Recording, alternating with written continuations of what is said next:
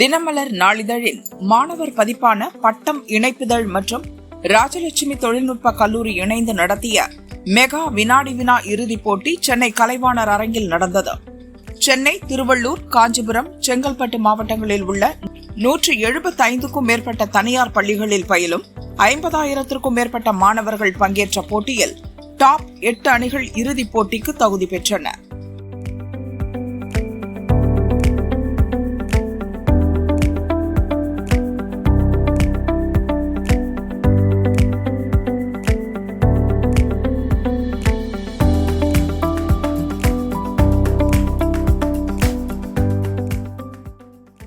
பல்துறை வல்லுநர்கள், பெற்றோர், ஆசிரியர்கள், சிறப்பு விருந்தினர்கள் முன்னிலையில் நடந்த இறுதிப் போட்டியில் கேட்கப்பட்ட கேள்விகளுக்கு மாணவர்கள் மின்னல் வேகத்தில் பதிலளித்து அசத்தினர். அடிங்க்ரா குறியீடுகள், நான் இதுதான் டஃபஸ்ட் நினைச்சேன் இந்த செட்லயே. இவற்றில் எவை கானா நாட்டின் அடிங்க்ரா குறியீடுகள்? கேனியாமே. சூப்பர், 25. முதல் 3 இடம் பிடித்த அணிக்கு சிறப்பு பரிசுகளும் வெற்றி கோப்பைகளும் வழங்கப்பட்டன.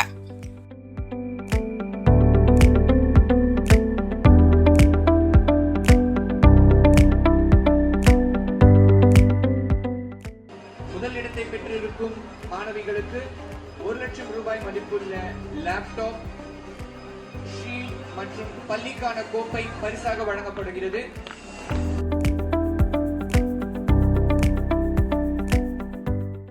என்னுடைய பேர் ஜெயந்தி. நான் சங்கர வித்யாலயா 10 மேல்நிலைப் பள்ளியில் தமிழாசிரியராக இருக்கேன். என்னுடைய பள்ளி மாணவர்கள் மேன்மை அடையணும் அப்படிங்கிறதுக்காகவும் இந்த பட்டம்ல முதன்மையாக வரணும் அப்படிங்கிறதுக்காகவும் நாங்கள் நிறையவே இவங்களுக்காக எஃபெக்ட் போட்டிருக்கோம். அதோட இந்த எங்களுடைய பிள்ளைகளோட எஃபெக்டும் ரொம்ப அதிகமாக இருக்குது, பேரண்ட்ஸோட எஃபெக்டும் அதிகமாக இருக்குது. எங்களுடைய தலைமை ஆசிரியர் இவங்களுக்காக நிறையவே அவங்களுடைய வேலையை விட்டுட்டு இவங்களுக்காக நிறைய ஒதுக்கியிருக்காங்க. நாங்கள் அதுக்காக கொஷின்ஸை எடுத்து நாங்கள் அவங்களுக்காக நிறைய பயிற்சி கொடுத்துருக்கோம். பிள்ளைகளும் அவங்களுக்காக நிறைய கொஷின்ஸ் அவங்களுக்காக ஜெயிச்சே ஆகணும் அப்படிங்கிற ஒரு உத்தியோகத்தோட கண்டிப்பாக நாங்கள் ஜெயிக்கணும், நாங்கள் மேடை ஏறணும், மேடை ஏறினா முதல் பரிசு தான் வெல்லணும் அப்படிங்கிற ஒரு உத்தியோகத்தோடு வந்திருக்காங்க.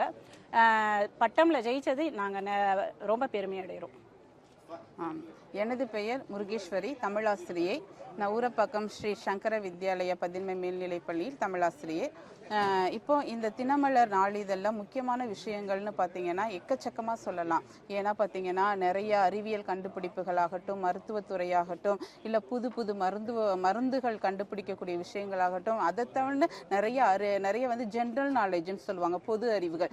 இது எல்லாம் பட்டத்தில் கலந்து இருக்குது. இப்போ சாதாரண ஒரு நாளிதழில் படிக்கிறதுக்கும் இதுக்கும் பார்த்தீங்க அப்படின்னா மாணவர்களுடைய அறிவுத்திறனை மேம்படுத்துவதோட அவங்களுடைய வாழ்க்கையில் அடையக்கூடிய லட்சியங்கள் என்ன, அதே மாதிரி மாணவர்கள் வந்து இதை படிக்கிறதுனால நிறைய, அதாவது தமிழ் மொழியை வளர்ப்பதற்கான, அதாவது பேசுறதுக்கும் எழுதுறதுக்கும் பிழைகளை நீக்குவதற்கும் நிறைய வாய்ப்புகளை கொடுக்குறாங்க.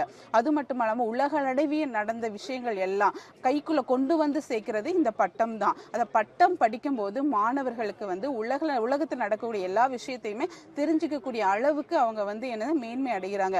அதனால மாணவர்கள் அனைவரும் எப்படி பாடப்புத்தகத்தை படிக்கிறாங்களோ அதே மாதிரி பட்டமும் படிச்சு அவங்களுடைய வாழ்க்கையில ஒரு புது விஷயத்தை கத்துப்பாங்க, புதுமையான ஒரு விஷயத்தை தெரிஞ்சுக்கிறாங்கிற விஷயத்தை தான் நாங்கள் ஆசிரியராக நாங்கள் உணர்றோம். இதை தான் மாணவர்களையும், இது எங்கள் வகுப்பில் வந்து பெரிய வகுப்பு மாணவர்கள் மட்டும் இல்லை, சிறு வயதிலிருந்தே பிள்ளைங்களுக்கு இதை படிங்க, நிறைய விஷயங்களை அப்டேட் ஆகணும், தினமும் நடக்கக்கூடிய விஷயங்கள்லாம் தெரிஞ்சுக்கிறதுக்கு பட்டம் நாளிதழ் பெரும் பங்காற்றுது.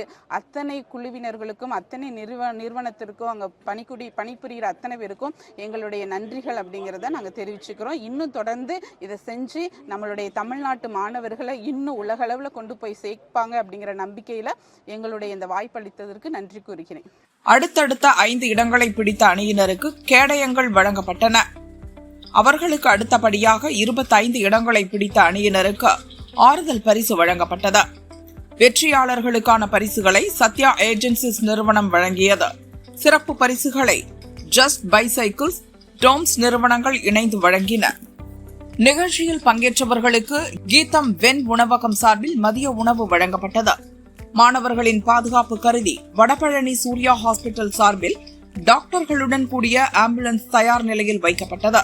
நிகழ்ச்சியில் தினமலர் இணை ஆசிரியர் இரா கிருஷ்ணமூர்த்தி, வெளியீட்டாளர் எல் ஆதிமூலம், இணை இயக்குனர் R Srinivasan, Rajalakshmi group of institutions நிர்வாக இயக்குனர் அபூர்வா ஹரி, மேடிசன் குரூப் மூத்த துணைத் தலைவர் திவ்யநாதன், சத்யா ஏஜென்சிஸ் நிர்வாக இயக்குனர் ஜான்சன் ஜான் ரோஷன், திருவனந்தபுரம் இஸ்ரோ விக்ரம் சாராபாய் விண்வெளி ஆய்வு மைய இயக்குனர் ராஜராஜன் உள்ளிட்டோர் பங்கேற்றனர். நிகழ்ச்சியில் திருவனந்தபுரம் விக்ரம் சாராபாய் விண்வெளி ஆராய்ச்சி மையத்தின் இயக்குனர் ராஜராஜன் பேசியதாவது: என் உடல்நிலை பாதிக்கப்பட்ட நிலையிலும் மாணவர்களுடனான சந்திப்பை தவறவிடக் கூடாது என்பதற்காக இந்த நிகழ்ச்சியில் பங்கேற்றேன்.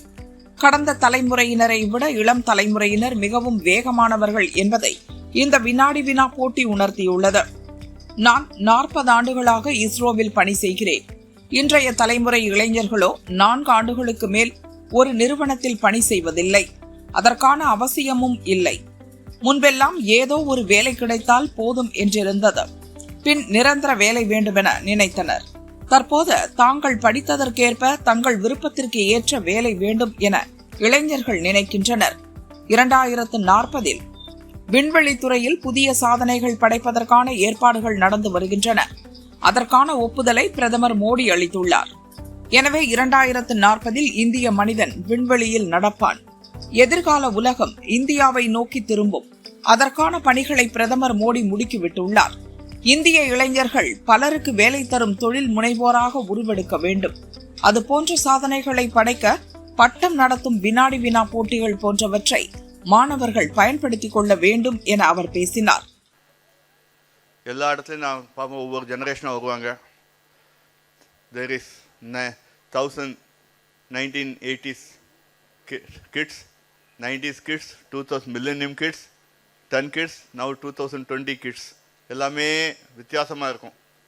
முந்தி எப்படியாவது படிக்கணும், ஏன்னா வேலைகள் நிறைய இருக்குது, ஆனால் படிக்கலை. யாரும் படிக்கிறது அவ்வளோ இது கிடையாது. படித்து முடிஞ்சதுக்கப்புறம் எந்த கிடைக்கிற வேலை கிடைக்குதோ அதுதான் நம்மளுடைய வேலை.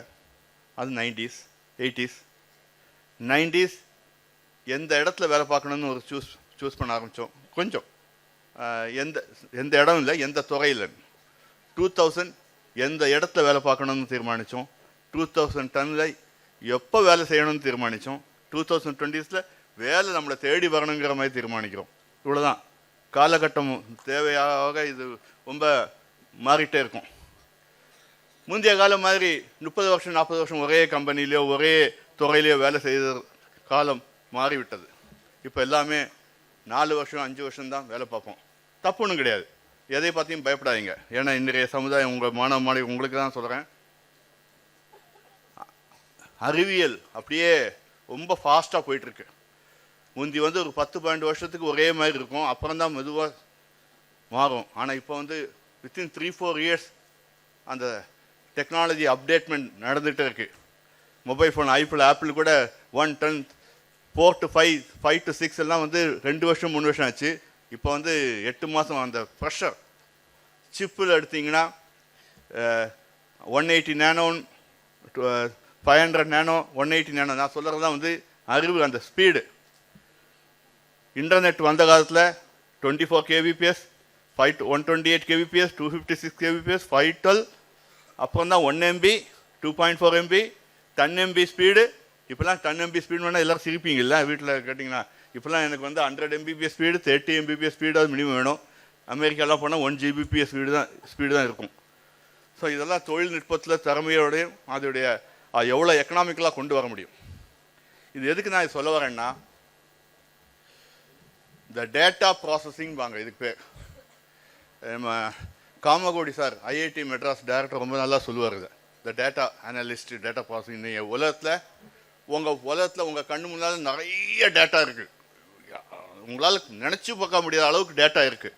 இது எந்த டேட்டா உங்களுக்கு வேணுங்கிறது சரி பார்த்து செய்வதற்கும் உங்களுக்கு ஒரு ஹெல்ப் வேணும்.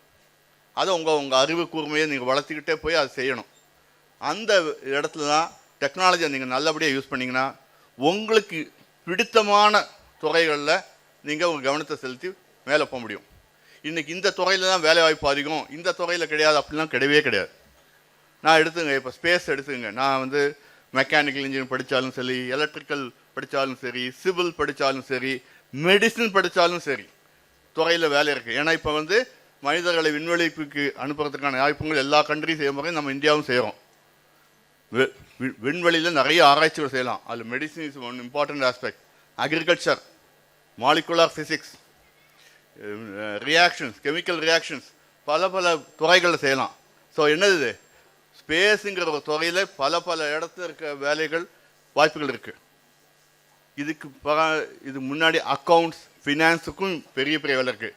எவ்வளோ பட்ஜெட்டுக்குள்ளே இந்த வேலையை செய்ய முடியும், இதுக்கு எவ்வளோ ஆகும், இதால் எனக்கு என்ன வருமானம் ரெவென்யூ வரும், இந்த மாதிரி இருக்கிறவங்களுக்கு financial wizards, space financial budgeting people are there. அதாவது அவங்க கரெக்டாக சொல்ல முடியும், இந்த இதுக்கு இவ்வளோ ஆகும், இன்னைக்கு இந்த ராக்கெட்டில் விட்டால் எவ்வளோ ஆகும், ஒவ்வொரு இயந்திரங்கள் செய்வதற்கு எவ்வளோ நேரம் ஆகும், எவ்வளோ காலத்துக்கு அது ஒர்க் பண்ணும், இந்த மாதிரி. ஸோ எந்த துறை வேணாலும் படிக்கலாம். ஸ்பேஸில் எல்லா துறைக்கும் வேலை வாய்ப்பு இருக்குது. மிக அதிகமான வாய்ப்பு எதுக்கு தெரியுமா? ரொம்ப லா, ஸ்பேஸ் லா. இன்னைக்கு இந்திய உலகத்துக்குள்ளே என்னெல்லாமோ கட்டமைப்புகள் இருக்குது, லா இருக்குது, இன்டர்நேஷ்னல் லா பேசுகிறீங்க. ஸ்பேஸுக்குன்னு ஒரு லா இருக்குது. யாராக எங்கே விட முடியும், எந்தெந்த இடம் புக் பண்ண முடியும், எவ்வளோ வருஷத்துக்கு வச்சுக்கலாம், இதெல்லாம் இருக்குது. நாளைக்கு சந்திரனையும்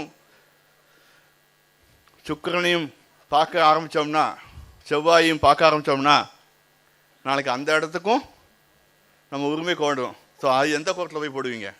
யார் அந்த லாவை பாடப்போகிறா? ஸோ லா படிக்கிறவங்களுக்கும் ஸ்பேஸில் பயங்கரமான ஒரு வாய்ப்புகள் இருக்குது. இந்த வினாடி வினா போட்டி வெறும் பரிசுகளை வெல்வதற்கானது மட்டுமல்ல. நொடியில் சிந்திப்பது, தினமும் மாறப்போகும் சூழலுக்கேற்ப மூளையை பலப்படுத்த தொடர்ந்து கற்பது, சூழலுக்கேற்ப நம்மை தகவமைப்பது, அதற்கான நம்பிக்கையை உருவாக்குவது என்பதாகும். சிக்கல் எது வந்தாலும் அதற்கான தீர்வு காண்பவராக, சிந்திப்பவராக மாற இது போன்ற நிகழ்ச்சிகள் உதவும் என ராஜலட்சுமி குரூப் ஆஃப் இன்ஸ்டிடியூஷன்ஸ் நிர்வாக இயக்குனர் அபூர்வா பேசினார். கணிதம், இயற்பியல் பாடங்களை புரிந்து படித்தால் ரோபோட்டிக்ஸ் துறையில் சாதிக்கலாம். முக்கியமாக ராணுவம், விவசாயம் உள்ளிட்ட துறைகளில் இதன் பயன்பாடு அதிகரிக்கும்.